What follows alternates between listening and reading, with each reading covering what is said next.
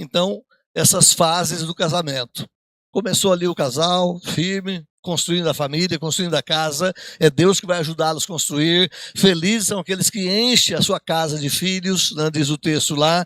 Isso é herança de Deus. A fase 3 e 4, especialmente lá no Salmo 128, versículos 2 a 4. Alguém pode correr lá para a gente? Salmo 128, versos 2 a 4.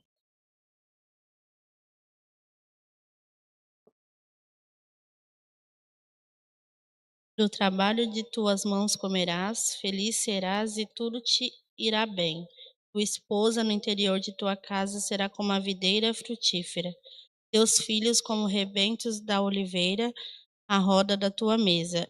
Eis como será abençoado o homem que teme ao Senhor. Olha só, nesses versículos ele fala de uma família à volta da mesa, a filharada crescendo, adolescentes, pré-adolescentes, ali a meninada em volta da mesa.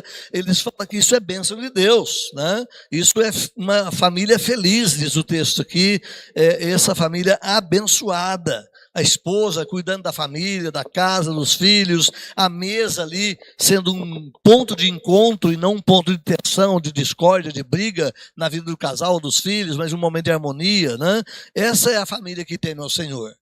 E bem-aventurado essa família já na fase um pouquinho mais adiante, filhos adolescentes, filhos na juventude, filhos já pensando no seu futuro particular. E a última fase, versículos 5 e 6, alguém pode ler aí, no 128?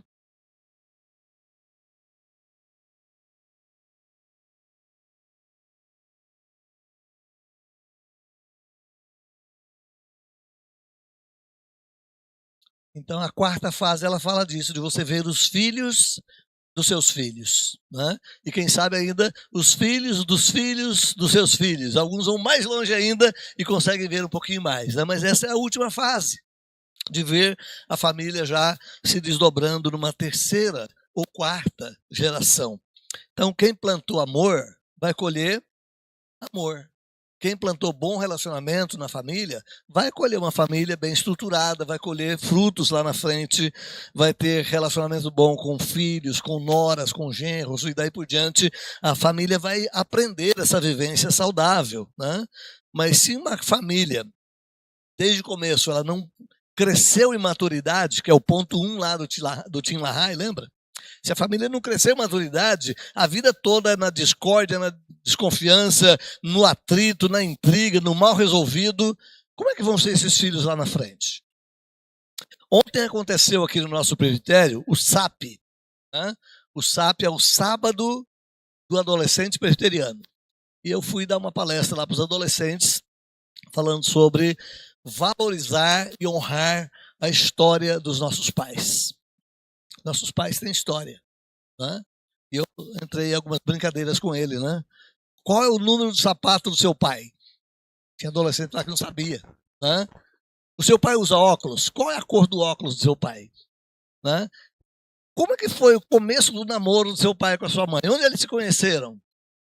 Tem filhos que não conhecem a história dos seus pais. E eu fiquei assim, admirado, porque a maioria deles conheciam. E às vezes, detalhes, eu fiz uma série de perguntas, umas 20 perguntas, né, que eu selecionei para eles, e alguns conheciam detalhes assim tão pequenos. Olha que coisa bacana isso, né? É conhecer a história. Isso faz parte da honra que nós devemos como filhos aos nossos pais. Conhecer a história e valorizar essa história dos nossos pais. Não é por acaso que nós chegamos aqui. Né? Então, é importante essa questão dos filhos. Agora, eles só vão ter esse valor da história se esse valor da história for cultivado, inclusive, pelos seus pais. Porque quem vai ensinar os filhos a valorizar a história é os próprios pais. Pais que não conversam com filhos, pais que não dão tempo para os filhos, pais que caminham com os filhos. Como é que vai viver uma família dessa? Como é que vai se desdobrar essa família quando os filhos crescerem e forem de novo agora geradores de uma nova família? O que eles vão passar para frente? Então é importante que nós, como pais, criemos sim esse lastro de um relacionamento saudável, construído no amor, na comunicação, na maturidade, e os filhos vão aprender isso, né? Eu me lembro de ter passado aqui na igreja, há muitos anos passados, né, um videozinho. Pais fazem, filhos fazem. né? Então, aquele pai que tomou a cerveja na rua e jogou a lata na rua, o filho tomando refrigerante, joga a lata na rua. É aquele pai que o camarada ficou bravo com ele no semáforo e tal, e ele xingou e levantou a mão e fez um sinal obsceno, o filho também, pai, vai, faz junto. Né? É aquela mãe que grita com a criança, é a criança que também grita com o seu irmãozinho mais novo. Né? Pais fazem, filhos corrigem, copiam. Né? Então, o que nós vamos ser, nós transmitimos muito mais do que nós realmente somos, pelo que fazemos, do que o que nós falamos. Né? Aquilo que a gente fala é bom, né? É bom, mas você precisa fazer. Se você apenas ensina com palavras o seu filho, mas você não faz de modo que ele copie o seu gesto, possivelmente as palavras não vão ficar com ele. Né? Então é importante que os pais vivam, sim, através de experiências de maturidade, de amor, de relacionamento sadio, para que esses filhos aprendam a reduplicar isso lá na caminhada. Né? Existe também, além desses pontos importantes aqui, alguns nãos que os pais devem observar para manter o bom relacionamento com os filhos, que já são casados. Né? Então, agora, na condição de avós, eu preciso saber que existem alguns limites para mim. Por exemplo, não dê palpite na vida do casal. Tem pai que quer enfiar a colher de pau, desculpa a expressão tão corriqueira, né? Quer enfiar a colher de pau na vida dos filhos o tempo todo. Não queira mandar no lar do seu filho ou da sua filha. A casa é deles agora. É a vez de eles aprenderem com as experiências pessoais. Por mais que você saiba, por mais que você veja que de repente ali a coisa não está indo bem, calma. Espera eles terem as cabeçadas deles. Espera eles terem as experiências deles. Não queira você orientar sem ser solicitado. É claro que se pedir o conselho é de graça e deve ser bem estruturado nos princípios de Deus. Né? Mas se não pedir o conselho, deixa eles darem a cabeçada. Quem tinha filho pequeno aqui há pouco tempo atrás, né, Vitor? Como é que foi ensinar a criança a andar de bicicleta? Ela ia cair ou não? Claro que ia. E tem que deixar cair, não é? Porque a criança só vai aprender na experiência pessoal. Não adianta o pai ficar segurando a bicicletinha a vida toda, não é? Tem que soltar, tem que tirar a rodinha, tem que deixar a criança dar uma cabeçada, cair, ralar o joelho. Na vida do casal também, os pais têm que aprender a soltar os filhos, a deixar os filhos terem as experiências deles. Então, nós como avós, como terceira idade, não dê palpite na vida dos filhos, a menos que os filhos solicitem. E mesmo assim, mantenha uma distância saudável, para você não ingerir, para você não querer dirigir a vida deles. Né? Segundo, não imponha suas ideias e valores. Né? Existe um choque de geração que é natural. A minha geração é diferente da geração do Daniel, é diferente da geração do Vitor. Né? Por quê? Eu estou há 20 anos distante deles, ou mais, não sei, né? A gente está um pouquinho mais longe. Então, a maneira como o grupo social desses irmãos pensam e olham a vida é um pouquinho diferente daquilo que eu olho, daquilo que eu vejo. Então, nós temos que saber respeitar esses limites e algumas coisas que são boas para mim, valores que são bons para mim, eu não tenho que impor sobre eles. São valores da palavra? Então eu preciso admoestar, aconselhar, orientar, ajudar o irmão a ver esses valores na palavra. Mas eu não posso obrigá-los a fazer aquilo que eu faço. Né? Terceiro ponto, terceiro não conte confidências da família. Né? A questão é interna. Por que você vai levar para fora? Tem gente que faz isso, né? O tempo todo. É um leve trás de informação de dentro de casa para terceiros, para outras pessoas que não tem nada a ver com a família. Gente, isso só traz problemas. Né? Isso só espalha um ponto fraco de vocês ou da família para terceiros que vão depois usar isso como bala para atingir a vocês mesmos. Né? Então, é coisa confidencial? Aprenda a guardar segredo.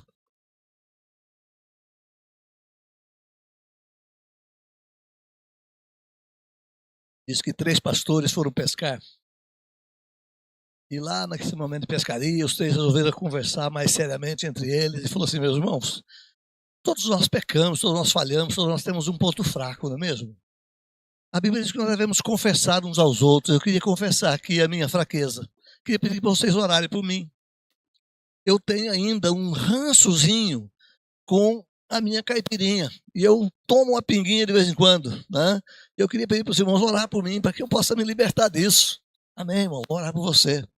Aí o outro tomou coragem também e falou, tá bom, eu vou contar também aqui a minha fraqueza.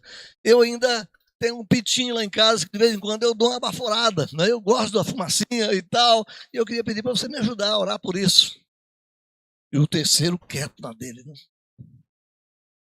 falou nada. E aí, irmão, qual é o seu momento fraco? Firme, irmão. Eu tenho um problema terrível. Quando eu escuto uma coisa, eu não vejo de contar para os outros. Esse é o meu defeito, eu não sei guardar segredo. Né? Então, o defeito dos irmãos já ia para frente. Né? Eu só estou brincando com a ideia aqui que nós devemos saber guardar segredos. E tem coisas que são da família. São próprias do casal, são próprias dos filhos, são próprias da vivência interna da família. E terceiro, não tem que saber disso. A menos que, de fato, você vai procurar uma pessoa madura para um aconselhamento, para um direcionamento, para uma ajuda pessoal. Né? Então, isso são coisas que você não abre para terceiros. Não conte confidências da família. Quarto ponto, não tome partido na discussão dos filhos. Né? Não adianta querer defender o filho, ou a filha, ou o genro, ou a nora, porque a briga deles ali é naquele momento. E você tomou um partido. Depois que eles resolvem entre eles, os dois vão se virar contra você. Né? Então é melhor você não tomar partido. Assista, deixa eles resolverem, ore por eles, não interfira. Se pedirem conselho, você pode dar conselhos bons e sadios, mantenha a distância necessária, mas não tome partido. A discussão é deles, o BO é deles, a DR é deles. Eles têm que aprender a resolver as questões internas da vida deles. Né? Quinto, não faça comparações. Olha, a tua irmã está muito melhor, porque ela não sei o que e tal, e a gente compara um filho com outro, e às vezes dentro do casamento isso é destrutivo. Não compare, né?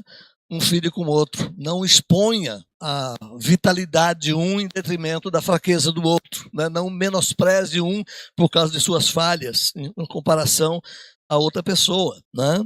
Não menospreze os seus filhos.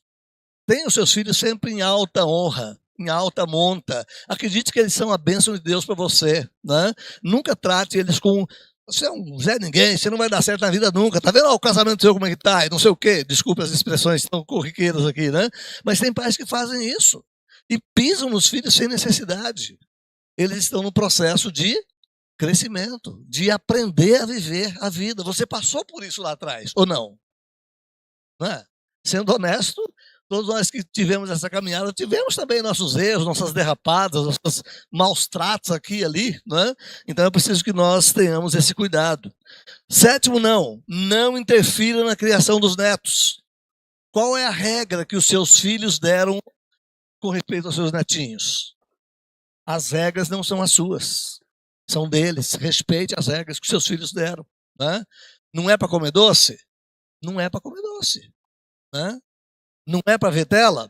Não é para ver tela. Papai, vovô e vovó, aliás, tem que respeitar as determinações dos filhos com relação aos seus filhos, no caso, aos netos dos avós. Né? Então, não interfira. Não queira você direcionar a vida dos seus netos. Vovô está ali para dar presentinho, para paparicar, para pegar no colo, para dizer que te ama mais que a lua, né? Coisas desse tipo. Mas não é para direcionar. A direção é dos filhos. É eles que têm que dar as coordenadas e não nós, os avós. Né? Tem outros nãos? Com certeza. Eu poderia, quem sabe, anuir vários outros itens nessa listinha de nãos aqui. Estamos apenas dizendo que nós, como avós, temos que saber o nosso lugar. Isso faz parte de um relacionamento sadio com os nossos filhos, especialmente. Terceiro ponto aqui da revista, vamos ver se dá conta, né? É relacionamento com os netos. Então, é um meio ligado aqui já um assunto com o outro, mas diz o texto que ser avô não envelhece, rejuvenesce. Né? Ser avô, a gente se torna mais novo, a gente volta a ser criança, né? A brincar com a criança no chão, a rolar, e coisas que a gente já não fazia há tantos anos, né? Porque os filhos cresceram, agora na condição de avô você volta a fazer tudo isso. Né? Então, se possuir filhos é uma bênção, possuir netos é uma bênção dobrada, multiplicada. Né? Então, eles são alegria, muitas vezes, para nós, que estamos já na terceira idade, vivenciando esse momento, já pensando em declinar a vida, né? Outro dia eu me assustei. Alguém disse que o limite de vida para nós brasileiros é 80 anos. A maioria morre por essa volta aí dos 75, 80. Eu falei, meu pai do céu. Hein, Moisés? Eu olhei para mim e falei, gente, só falta 13 anos. E eu pensei que eu estou aqui há 15, passou tão rápido. Eu falei, meu pai, eu estou chegando na porta do céu e não estou sabendo. É muito rápido, né? A vida voa, né? Ela é muito rápida. Então nós temos que ter esse cuidado, né? Nós estamos já assim nos últimos anos da vida, né? Quem sabe mais 10, na ordem natural das coisas, né? Mais 10, mais 15, quem sabe um pouquinho mais. Eu sempre falo aqui que eu quero chegar pelo menos nos 95, mas na verdade a minha data é 104, né? Mas se Deus é que sabe, que chegue aqui ou menos, né? Aonde for, Deus é que sabe o caminho da gente, né? Mas a gente sabe disso, então não é hora de arrumar problema, gente. Não é hora de criar encrenca com os filhos, com os netos, é hora de desfrutar da vida e dessa bênção tão maravilhosa, né? Os pais fazem por obrigação, tem que corrigir, tem que disciplinar, tem que pôr limite. Os avós não têm mais essa obrigação. Não interfira, apenas vivencie com os seus netos, seja aquele amigo que eles precisam ter. Numa das perguntas que eu fiz ontem para os meninos lá na conferência que eu estive, foi essa situação. Eu coloquei 10 copinhos numerados de 1 a 10, ou de 0 a 10. Eu ia fazendo as perguntas e dei um montinho de feijão para cada adolescente, né? Eu tinha acho que 12 adolescentes comigo. Então, para cada pergunta, eles iam colocar os carocinhos de feijão de acordo com a nota que eles dariam para a situação. Você gosta do seu pai? De 0 a 10, qual é a nota? Né? Então, cada adolescente punha lá e tal. E uma das questões que eu levantei ali foi essa. Você tem liberdade de contar seus segredos particulares para o seu pai ou para sua mãe? A maioria colocou 0. Né? A gente vê nisso o quê? Famílias que não têm um trânsito livre, onde às vezes o coleguinha vai contar os seus segredinhos, as suas descobertas, agora na adolescência, sexualidade, essa coisa toda, droga e tudo mais que aparece nessa fase, né? Vai contar para um outro amiguinho, e às vezes não vai contar para o papai e para a mamãe. Né? A sua filha não estava comigo, tá? Fique tranquila. Ela estava num outro grupo lá, né? Foram acho que 5 oficinas, né? Mas foi muito interessante, né? Mas a gente percebe nessas questões o nível de relacionamento, de valorização que os filhos têm com os pais, e às vezes os pais não sabem disso, né? Então, os avós têm que ser essas pessoas próximas. De repente, a criança não vai contar uma situação para o pai e para a mãe, mas se o avô e a avó é amiguinho, conversa, conta história, estabelece um elo de confiança, às vezes é com eles que os filhos vão compartilhar. É hora de nós, na experiência cristã, ajudarmos também. Né? Então, quando se tem netos, agora é tempo para amar. Não é tempo para arrumar problema, é tempo para viver bem, momentos maravilhosos, gostosos aí com as crianças e depois adolescentes, né? E coisa boa é você ver, quem sabe lá na frente, o casamento dos seus netos, os filhos dos seus netos, e ver essas coisas todas, porque você cooperou com tudo isso. Né? A Bíblia traz assim, vários exemplos para nós, eu preciso antecipar aqui o nosso final. Né? Então, os avós têm muitos privilégios, só para antecipar um pouco.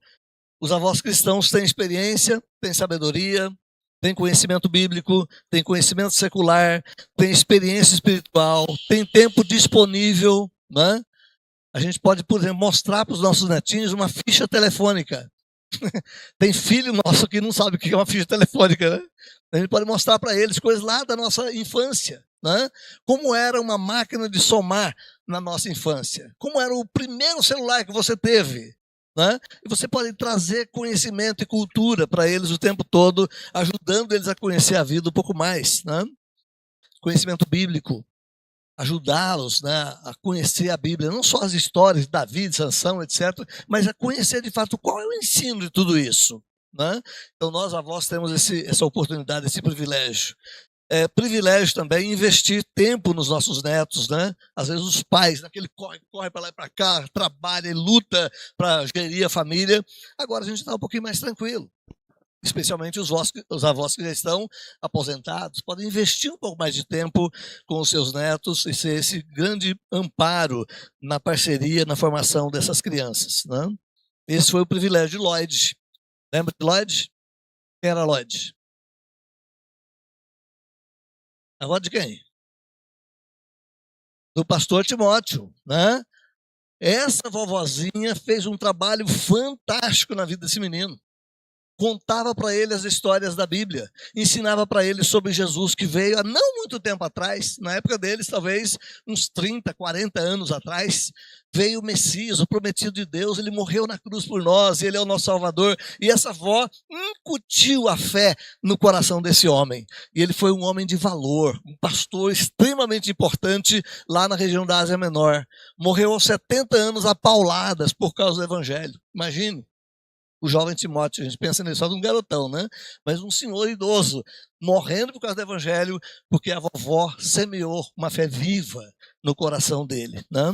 Então, os avós têm esse privilégio, né? Tem o privilégio de ouvir as histórias, as experiências dos netos, a confabular com eles as suas experiências, né? Poder contar as histórias de antigamente. O antigamente é nosso, né? Mas para eles está tão longe, né? Que é 20 anos atrás, para uma criança de 4, 5 anos. É muito longe, né? Mas para nós é tão perto. E histórias que são nossas. Então eles precisam conhecer. Eu falei ontem que as crianças precisam conhecer as histórias dos seus pais. Obviamente que tem histórias que não precisam conhecer. Tem histórias da minha vida que nem meus filhos conhecem. Não precisam conhecer. Foi o meu passado, meu erro, meu tempo de transigência.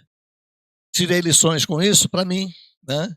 Eu não vou entrar no detalhe aqui, mas há alguns anos atrás, um cunhado meu que participou de uma situação na minha adolescência lá, contou para um sobrinho meu que hoje mora no Canadá, na verdade ele é casado com uma sobrinha, uma das nossas peripécias da adolescência.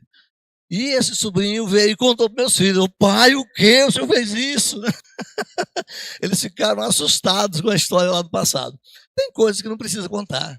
Mas tem muita história boa, né, que a gente pode contar, ajudar os filhos, os netos aí a compreender a vida, né?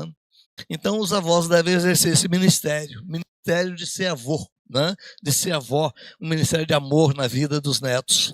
Devem ter essa prontidão em compartilhar a vida, em ser conselheiro, em ser evangelista dos nossos netos. Uma vez eu pregando numa igreja lá no Mato Grosso, eu falei na igreja que você precisa evangelizar os seus filhos. Eles estão indo para o inferno. E você precisa falar de Jesus para eles. Você precisa compartilhar o amor de Deus por eles, para que eles creiam em Cristo Jesus. E eu não sei se eu dei uma ênfase muito forte nisso. Na saída, uma irmã me parou. Falou: pastor, o senhor me desculpa, mas eu discordo do senhor. Meu filho não está indo para o inferno, não. Meu filho é crente. Ele nasceu crente, ele não nasceu crente. Seu filho nasceu um pecador. Aí foi aquele bate-boca, né? Gente, nós temos que evangelizar nossos filhos. Nós queremos que eles são filhos da aliança, mas eles precisam passar pela conversão. Nós queremos que eles são filhos guardados por Deus, mas precisam receber a Cristo como Salvador pessoal da vida deles. E cabe a nós esse caminho da evangelização na vida dos nossos filhos. Vós, avós e vovós, têm essa particularidade de evangelizar os netos, de ajudar os netos a construir esse ideário da fé no coraçãozinho deles. Leia a Bíblia com eles. Já deu uma Bíblia de presente para o seu neto, para sua neta? Uma Bíblia infantil, com historinhas e tudo mais, né? Leia com ele, leia com ela. Ajude-os a conhecer a Bíblia. Devem falar de Deus aos netos e falar dos netos também a Deus. Conversar com Deus sobre os seus netinhos. Devem abençoar os seus netos em oração. José abençoou os seus netos. Você pode olhar a história lá em Gênesis 48, né? Então os avós não podem esquecer disso. Eu ia falar de uma última parte aqui, mas vou pular, né? O relacionamento dos filhos com os pais. Essa última parte fala do cuidado que os filhos agora devem ter com os seus pais na terceira idade. Como é que vai ser a minha aposentadoria? Eu vou ganhar o suficiente para me manter? Se eu não ganhar? Se eu não tiver condição, como é que vai ser? Quem vai cuidar de mim? Joga no asilo? entrega para o Estado, põe para morar debaixo da ponte. Como é que vai ser isso? Qual é a responsabilidade dos filhos agora com os pais que estão no finalzinho da vida? Né? Então, os filhos têm essa responsabilidade. Assim como os pais cuidaram deles lá no começo, os filhos têm que pensar nisso. É meu pai, é minha mãe. Mesmo que seja num aperto, numa dificuldade, mas é preciso trazer para junto de si, é preciso ter esse amparo, esse sustento ali com os pais. Né? Então, não vou falar muito disso, apenas lembrando disso, e eu quero terminar com uma historieta. Diz uma história que, numa certa fazenda, morava ali o pai, a família, já com alguns filhos pequenos, pré-adolescentes, e morava um casal de pais, os avós. A avó morreu, o avô ficou sendo ali uma presença na família, não muito bem-vinda, não muito benquista, e a criança cresceu ali junto com o avô durante um tempo, e chegou uma hora que o avô já estava dando muita dor de cabeça, muito trabalho para o filho, e o filho então fala para o pai, pai, já deu, né? Quer saber do seguinte? Eu vou arrumar aqui uma malinha para o senhor bota o pé na estrada e vai viver onde o senhor quiser. E deu lá uma malinha, um embornal, uma rapadura, um queijo, né, alguma coisa assim do tipo bem caipira do sítio, né? E enrolou um couro de cabra, deu para o avô, para o pai, e falou, bota o pé na estrada e vai embora. Você quer a pessoa dormir em algum lugar aí? E ele foi. Cabeça baixa, triste. Quando estava lá na frente, uns 500 metros depois da saída da casa, tinha uma porteira lá para passar, e o netinho de 7 anos veio correndo atrás dele com uma faca na mão. Ô vô, espera aí, vô! Ô vô, espera aí, vô! E correndo atrás, até que alcançou o avô, e quando o pai percebeu o filho lá na frente correndo com a faca atrás do vô, não sabia o que está acontecendo, correu junto, e quando chegou lá, filho, o que é isso? O que você vai fazer aqui? Não, pai, eu quero pedir a metade do couro para o avô, porque quando o senhor ficar velho, eu tenho que ter um couro para dar para o senhor. Né? Qual é o amparo que nós estamos pensando para os nossos pais? Qual é a responsabilidade que os filhos têm no amparo para os seus pais no final da linha? Né? Claro que hoje a gente está num Brasil que tem um INSS que funciona muito bem, né? Aposentadoria para todo mundo, essa coisa boa, né? A gente tem aí alguma coisa para se segurar, mas tem muita gente que não tem. Né? Então é importante que a gente pense nisso. Nós, como filhos, agora temos uma responsabilidade tremenda com os nossos pais. Faz parte de honrar o pai e a mãe. Que Deus nos abençoe. Terminamos aqui.